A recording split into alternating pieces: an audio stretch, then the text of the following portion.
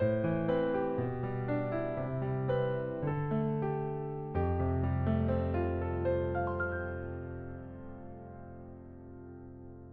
예배 자리에 나오신 여러분 모두를 환영하고 축복합니다. 7월 32일 월요일인데요. 오늘도 하나님의 은혜를 간구하며 나아가겠습니다. 기도하겠습니다. 참 좋으신 주님, 이 아침에 주님의 인자하심을 바라보며 주님 앞으로 나아갑니다. 긍휼을 잊지 않으시는 주님을 떠올리며 예배의 자리로 나아갑니다.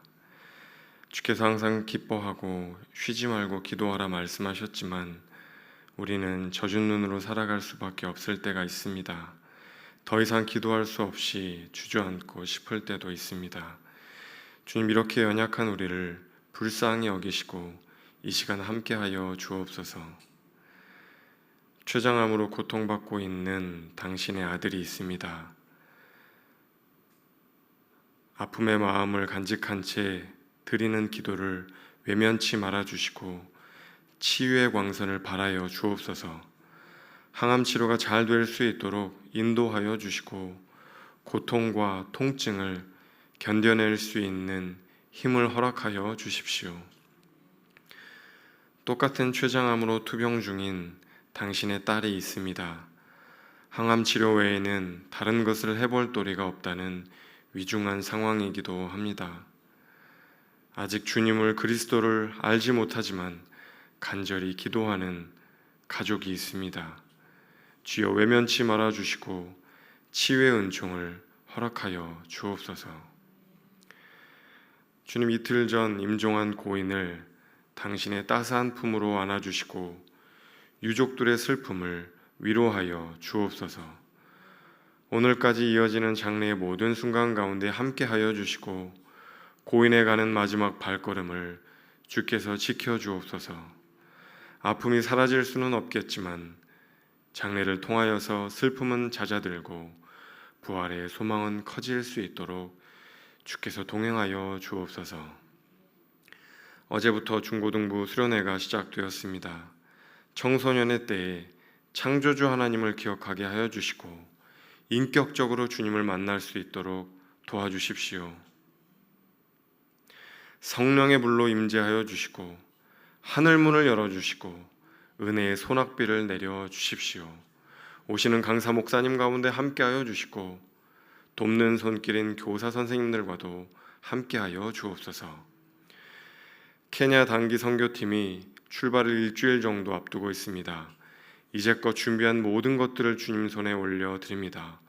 오병이어의 기적을 일으키시는 하나님의 손길로 케냐팀과 함께하여 주셔서 선교지 아이들이 생명의 주님을 바라볼 수 있도록 도와주십시오. 팀의 방문을 통하여서 우리 선교사님들이 작더라도 위로와 격려를 얻으실 수 있도록 함께하여 주옵소서. 이제 말씀 앞으로 나아갑니다.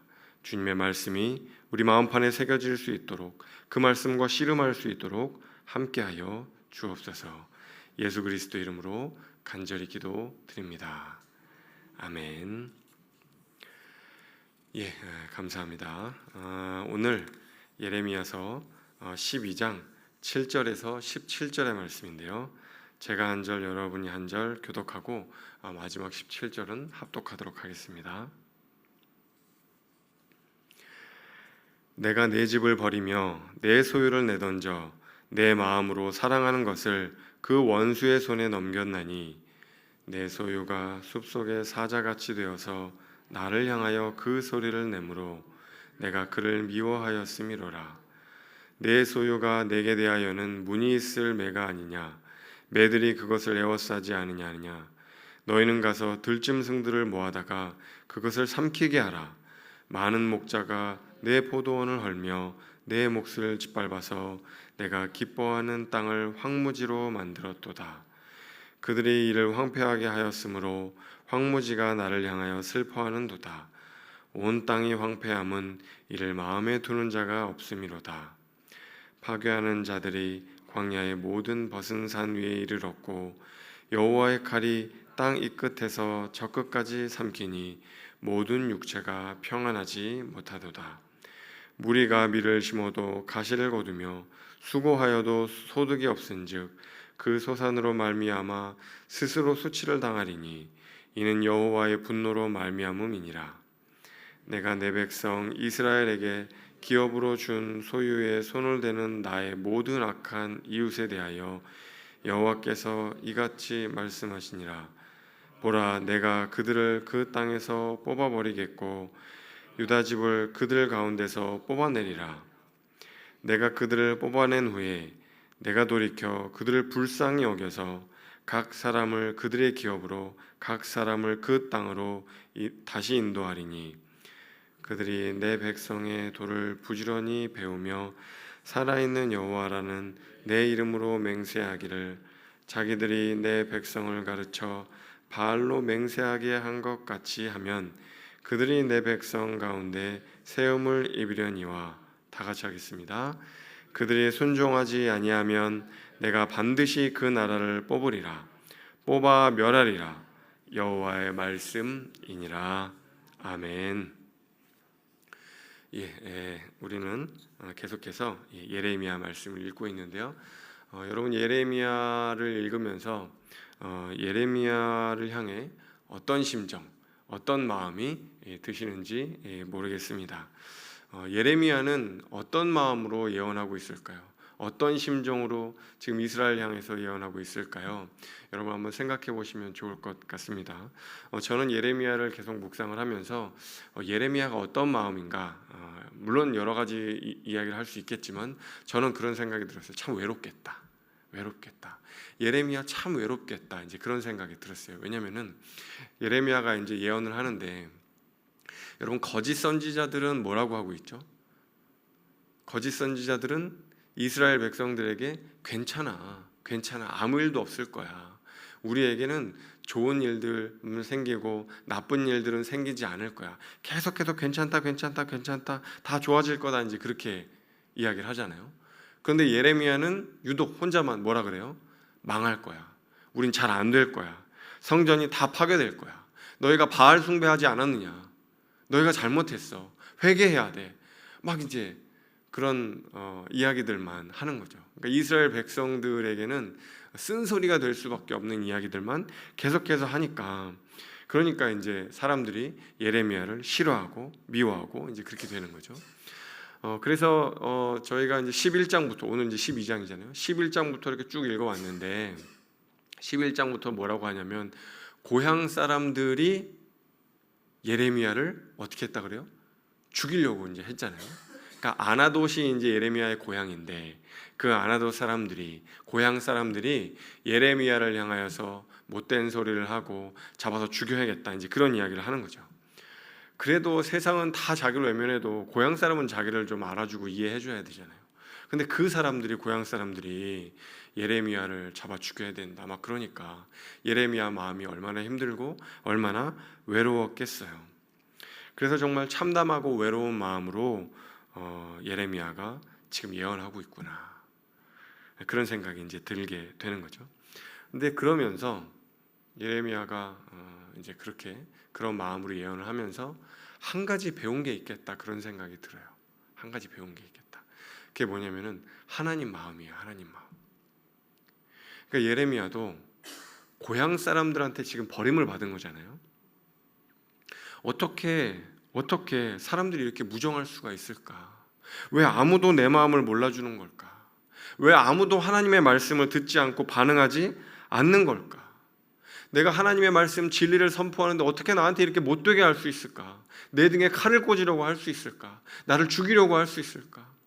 나를 배반하고 배신하려고 할 수 있을까? 그런 마음이 들 때 하나님 생각이 나는 거예요. 아, 우리도 하나님께 그랬지. 우리도 하나님의 말씀을 등졌지. 우리도 하나님을 배반했지. 하나님이 그렇게 우리에게 말씀하시는데도 외면하고 배반하고 불순종하고.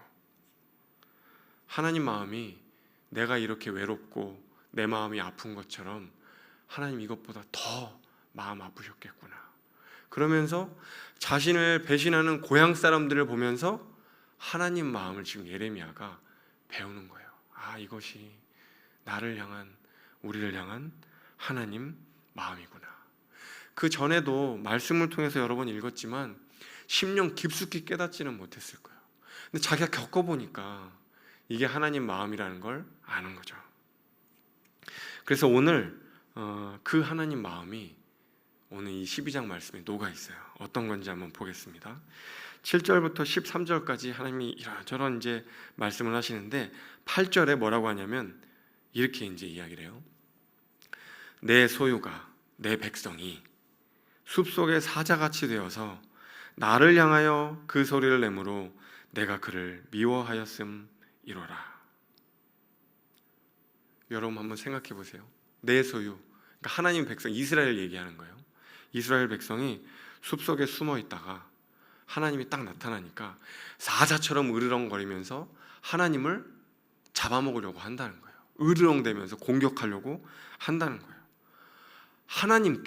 하나님의 백성이 어떻게 사자처럼 으르렁거리면서 여러분 달려들 수가 있겠어요?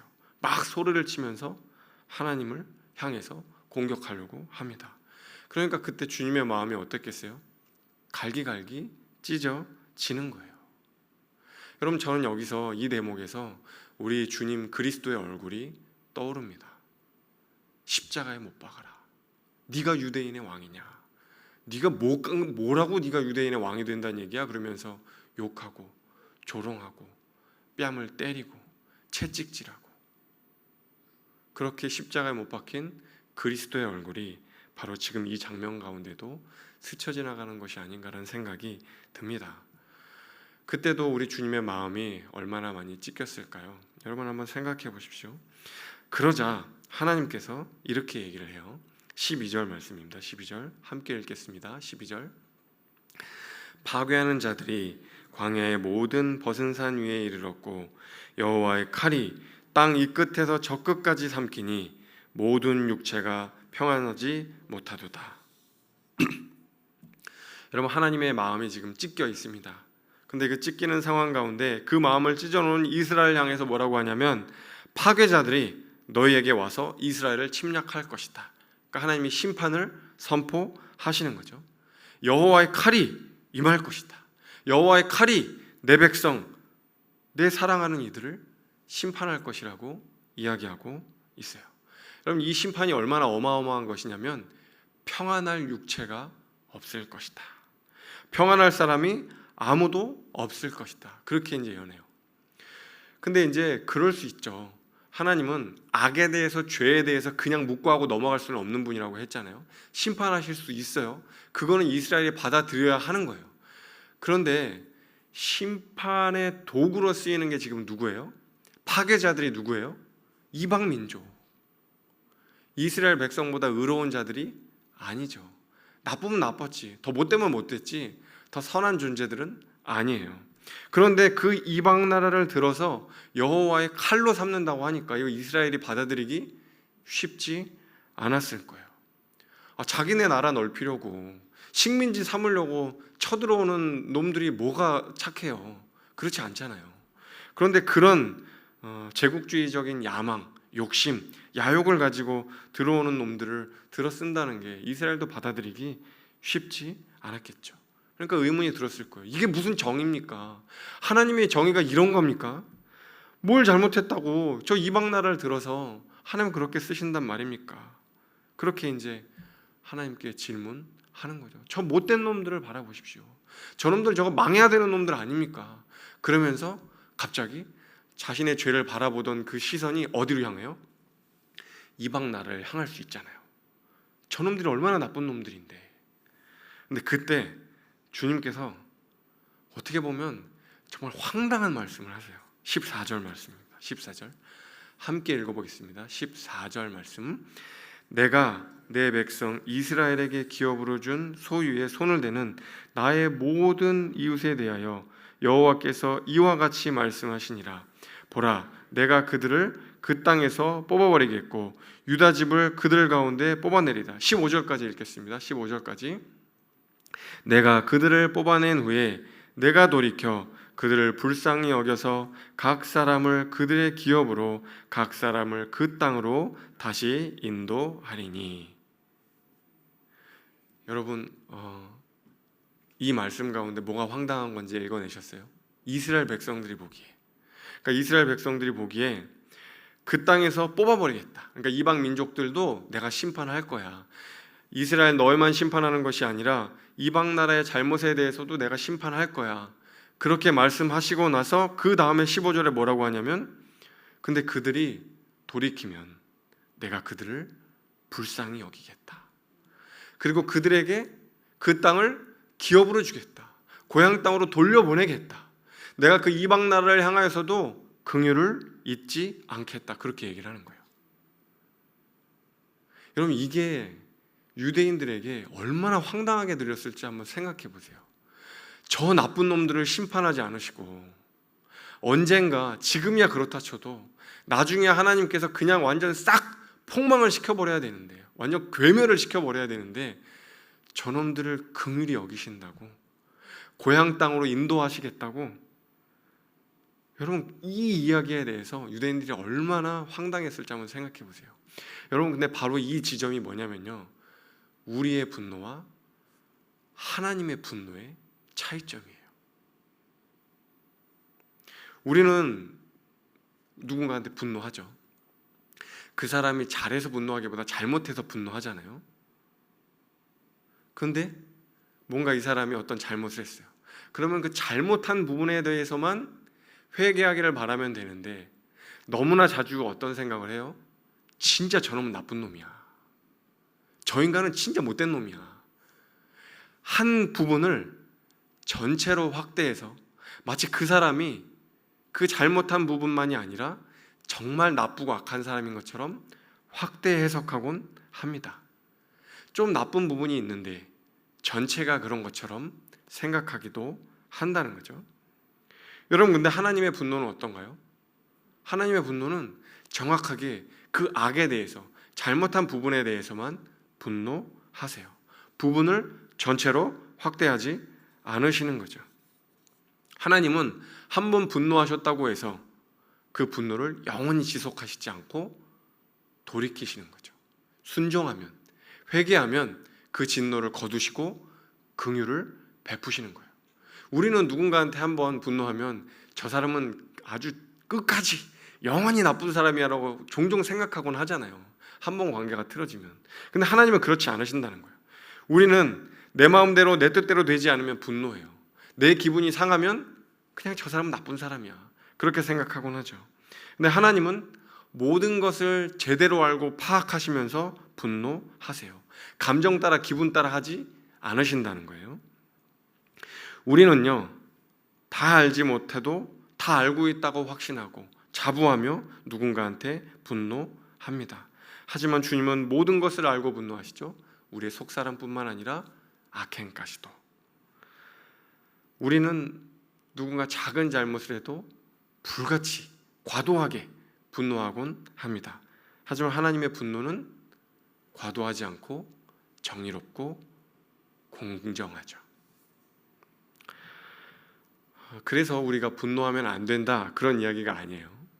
여러분, 분노도 우리 안에 선이 있기 때문에 분노하는 거죠. 그렇잖아요. 의로운 마음, 선이 무엇인지 분간하기 때문에 분노하는 거죠. 분노해야 됩니다. 그런데 그 분노가 여러분 누군가를 향한 증오나 혐오가 되면 어때요? 그러면 그거는 하나님의 분노가 아닌 거예요. 누군가를 향한 증오나 혐오가 되면, 그러니까 이 사람이 돌이켜도, 회개하고 잘못을 용서하고 사과해도 난 절대 돌이키지 않을 거야, 그냥 그 사람, 난 네가 그냥 미워, 이거는 증오고 혐오거든요. 그거는 하나님의 분노가 여호와의 분노랑 다른 거예요. 그렇게 분노할 때 우리는 하나님과는 완전히 다른 길을 걷고 있는 겁니다. 돌이키면 주님은 받아주세요. 우리도 분노할 때 그런 여지가 있어야 돼요. 내 분노가 옳다고 생각해도 여지를 남겨둬야 돼요. 저 사람을 긍휼히 여길 수 있는 여지, 품을 수 있는 여지. 그렇지 않으면은 그거는 증오예요, 여러분. 그건 하나님의 분노가 아닙니다. 여러분, 이게 뭐예요? 영적 전쟁이에요, 여러분. 누군가를 혐오하고 증오하고 지구 끝까지 쫓아가서 미워할 거야. 내가 절대적으로 오라. 99% 내가 옳은 게 아니라 내가 100% 오라. 이거는 여러분 하나님의 분노가 아닌 거예요. 그러니까 누군가를 향해서 여러분 사랑할 수 있는 여지, 긍휼히 여길 수 있는 여지, 그 공간을 남겨두는 게 여호와의 분노예요. 여러분 그것을 오늘 꼭 잊지 않으셨으면 좋겠습니다. 우리를 향해서 분노하는 게 당연한 그리스도가 그리스도 밖에 있던 우리를 위해서 십자가에 못 박혀 죽으셨습니다. 그렇게 우리를 용납하여 주신 그리스도의 사랑을 기억하며 여러분 오늘 좀 화낼 일이 있으셔도 조금 참으시고, 딴 사람이 잘못했다고 하더라도 조금 긍휼히 여길 수 있는 마음, 사랑할 수 있는 마음을, 여유를 조금 간직해 주시면 좋을 것 같습니다. 자, 오늘 말씀을 기억하며 기도하도록 하겠습니다. 참 좋으신 주님, 우리가 옳다고 생각되는 그 순간에도 우리가 옳지 않을 수 있음을 기억할 수 있도록 도와주십시오. 저 사람은 정말 나쁜 사람이라고 생각하는 그 순간에도 그 사람이 선한 사람일 수 있다는 것을 우리로 떠올릴 수 있도록 도와주십시오. 누군가를 증오하거나 혐오하지 않을 수 있도록 도와주시고, 돌이킬 때 하나님의 말씀의 빛, 진리의 빛이 비춰질 때 그 사람이 주님께로 돌이키고, 우리도 분노하는 마음을 거두고 긍휼히 여기고 용서하고 사랑으로 품을 수 있는 그 하나님의 사랑의 마음을 품을 수 있도록 아버지 하나님 도와주십시오. 그렇게 오늘 하루의 영적 전쟁 가운데 승리할 수 있도록 하나님 함께하여 주옵소서. 예수님 이름으로 간절히 기도드립니다. 아멘. 네, 개인적인 기도의 제목을 들고 주께 나아가도록 하겠습니다.